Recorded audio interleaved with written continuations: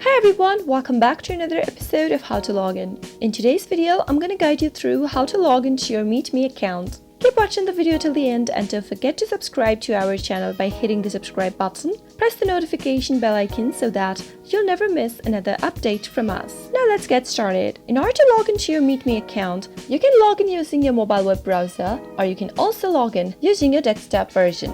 In today's video, I'm going to show you how to log into your MeetMe application on your mobile device. Tap Open your application from the app drawer and you'll need to enter your email address and your password in order to log into your account. If you signed up using the Facebook option, you can also log in with your Facebook by simply tapping on Login with Facebook option at the bottom.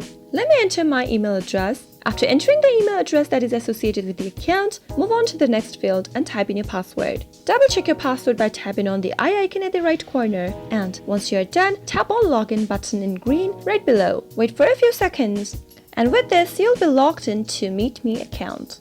That is how it is done. I hope you found the video to be helpful. If you did, go ahead and give us a thumbs up. Comment down below in the comment box if you have a question or a feedback for us. I'll soon be back with more tutorial episodes. Goodbye till then.